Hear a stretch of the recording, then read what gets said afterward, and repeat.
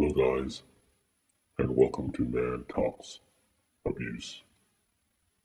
Subscribe, like, and share. Over 100 women confessions of a narcissist. Well, that's what he told me. He confessed to me that over the past 13 years, he had had sex with over 100 women. I don't know if he was bragging or what was his motive for sharing this with me. These kinds of people have huge, delusional, magical thinking minds. As for me, I'm coming from a spiritual place.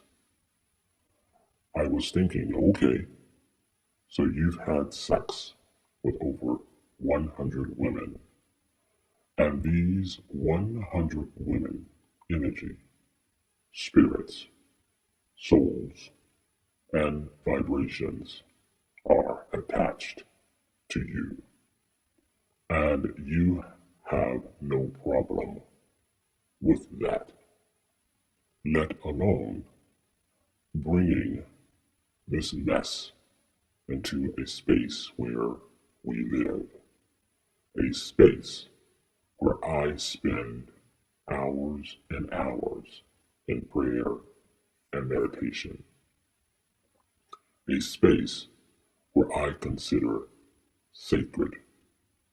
The second part is the fact he never has gone to therapy, prayer, or anything to get rid of these 100 women and their energy, spirits, souls, and vibrations. He did go to therapy for about 3 months. I'll share that at another time. On some level, I do believe he was telling me the truth because of his compulsion to pleasure himself whenever, wherever he felt the need to, including even on his catering jobs when he delivered food. These are not my words. These are his words. Over 100 women I've had sex with. You can't make this stuff up. You can't. So they say. Also, since we lived together in a 2-bedroom, 2 baths, I took on the role of being basically the homemaker. Let's say servant for now. You'll understand later. The agreement was if we were not on the road touring, I would stay home and book performing dates and secure venues for us to perform, and he would work a 9 to 5. So I did the laundry and such. I do remember once I found a huge box of condoms, unbeknownst to him. Within a course of a month, the box of condoms were 80% depleted. There were times I'd find condoms in his jacket, pants, and shirt pockets. Now hear me. If you want to have sex, I get it. But that is not my point. My point is the fact that this man displayed gross signs of a sexual addiction that he loved and wanted to keep. The only time he went to therapy was for about 3 months in the scope of over 20 plus years. That therapy was in 2017 when I decided to leave for the first time. As soon as I returned to hell, aka under the same roof as he lived, he stopped going to therapy. This happened just like my therapist said it would. They told me, as soon as you return, he will stop going to therapy. And yes, he did. Again, my point about the over 100 women, these familiar spirits had attached themselves to him. This is what he chose. If you haven't heard my talks on familiar spirits, I encourage you to do so. I said in those talks that when he got into a corner with me, or I'd call him out on something, he'd say, "It's my familiar spirit. You're too familiar with me." And yes, he was completely correct. He told on himself without even realizing it. I was familiar with the evil, the witchcraft that was housed and still is housed in him. These familiar spirits that are housed in him were working in concert with him to sabotage my entire life. I see that clearly now. Let me refer back to Google and Wikipedia. The word familiar, it means household servant. And it was intended to express the notion or idea that those who believe in magical thinking has spirits as their servants. You guys got to get that. Now I see and hear this. You've heard me say this before. He told me on many occasions that he believed he could access his mind in such a way in order to control things and people. Pause. Take that in, what I just said. Let me repeat it again. He told me on many occasions that he believed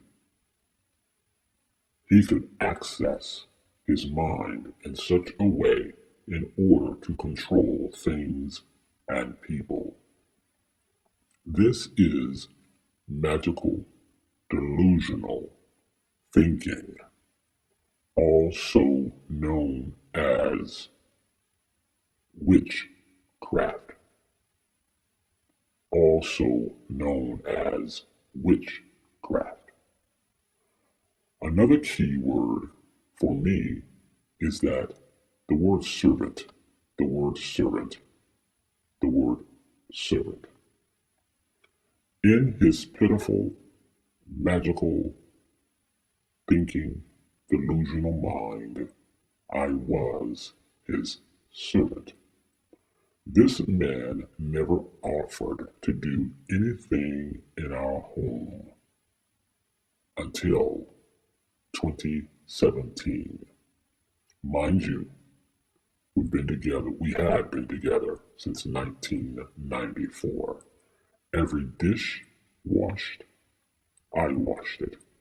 Every clothes that were washed and laundered, I did that.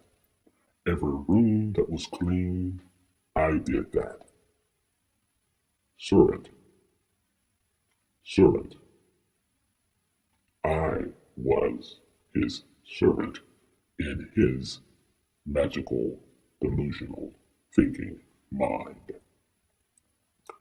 I remember I spent several days cleaning and cleaning our furniture. This is recent, before I left. I asked him to respect it because I had spent hours and even a couple of days on cleaning and washing down a sofa. You know what he does? He laid down on the sofa, kept his outdoor shoes on where we went to take dogs out to poop. He propped those shoes right on that sofa. He propped those COVID-19 shoes on that sofa. Dirt and dog-infested shoes right on the sofa. He doesn't know this, but I took a photograph of him lying on that sofa with his dog-infested, dirt COVID-19 shoes. I asked him about it once, just once. His rebuttal was an angry remark, so I never, ever said a word about it, because by this time, I knew I was Gone, gone. He really believed I was his servant. He really thought he was controlling me and making things happen in his favor. Bless his heart. As I began to get clearer about my situation, I don't ever remember him saying, "I'm sorry," confessing anything except for something to brag about on himself, or acknowledging he was aligned with my faith, which is my top priority. My faith is my top priority. I never remember him saying he was aligned with that. Sure, he went to the motions, but never once I do remember him saying, "I share the same faith as you." This is important because we met under what I thought was the umbrella of Christ-like values and morals. Another thing he'd boast about is that the only reason he got involved with spiritual things, church, and Christian music is because he wanted to play in a band.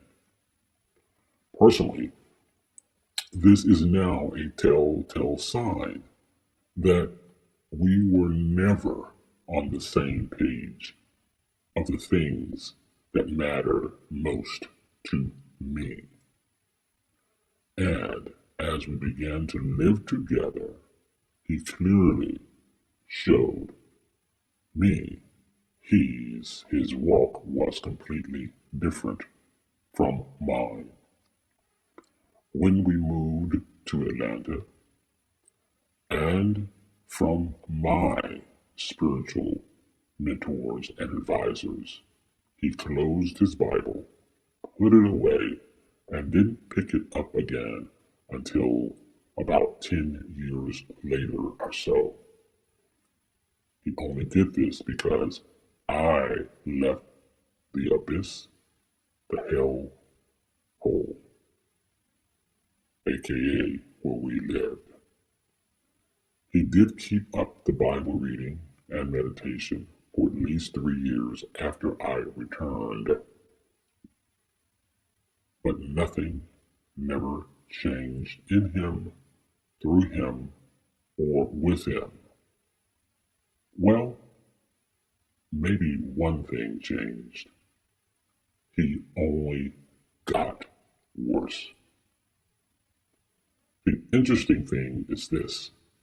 I recently returned to the abyss, to the hellhole, to retrieve some of my things. I stayed overnight just so I could stay there to um, pack up my things. What I did notice, his meditation music, his spiritual music had stopped, as well as his Bible had not even been touched. I thought to myself, well, now, Mr. Narcissist, you're free. You don't have to keep up your facade any longer. And you can take your witch over 100 women and their 100 familiar spirits with you. This is your revenge.